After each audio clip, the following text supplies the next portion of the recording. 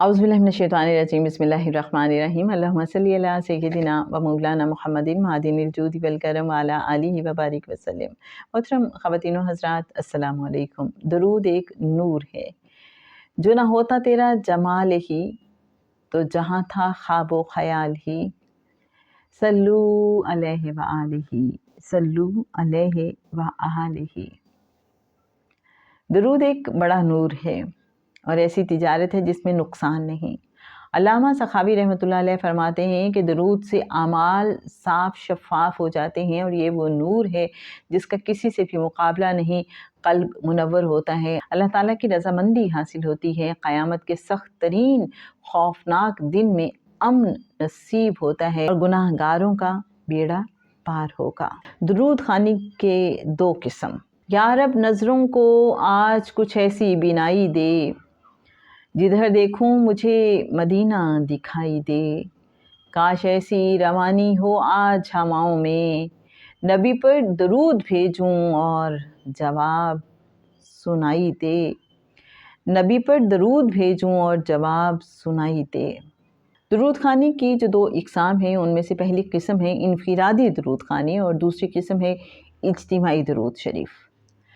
درود شریف پڑھنے کے کچھ اصول ہیں۔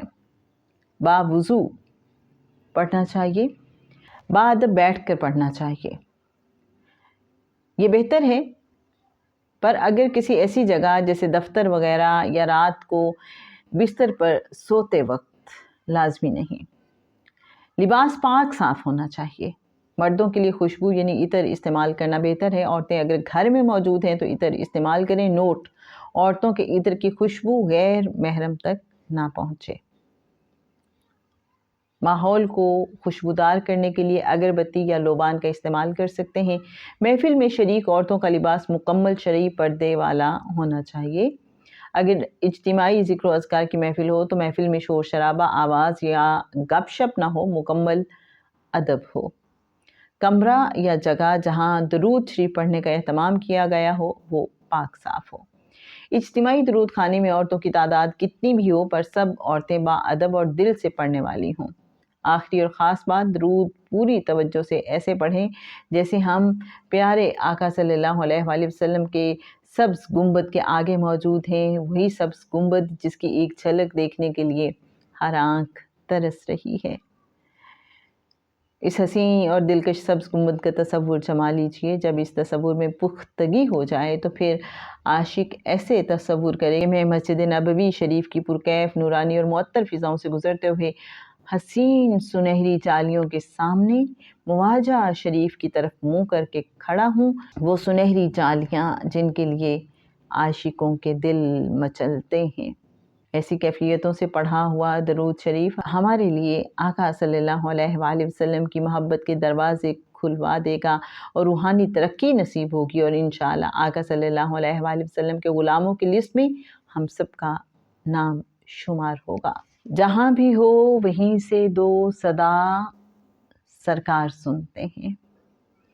جہاں بھی ہو وہیں سے دو صدا سرکار سنتے ہیں، سرے آئینہ سنتے ہیں، پسے دیوار سنتے ہیں۔ سرے آئینہ سنتے ہیں، پسے دیوار سنتے ہیں، میرا ہر سانس ان کی آہٹوں سے چلتا ہے۔ میرا ہر سانس ان کی آہٹوں سے چلتا ہے، میرے دل کے دھڑکنے کی رفتار سنتے ہیں۔ میرے دل کے دھڑکنے کی رفتار سنتے ہیں۔ گناہ گاروں درود والہانہ بھیج کر دیکھو، وہ اپنے امتی کا نغمہ کردار سنتے ہیں۔ میں صدقے جاؤں ان رحمت للعالمین پر، پکاروں چاہے جتنی بار بھی وہ ہر بار سنتے ہیں۔ پکاروں چاہے جتنی بار بھی وہ ہر بار سنتے ہیں۔ جہاں بھی ہو وہیں سے دو صدا سرکار سنتے ہیں، سرے آئینہ سنتے ہیں، پسے دیوار سنتے ہیں۔ آنکھ والا تیسرے جوبن کا تماشا دیکھے۔ یہ کیا قصہ ہے، یہ کیا واقعہ ہے؟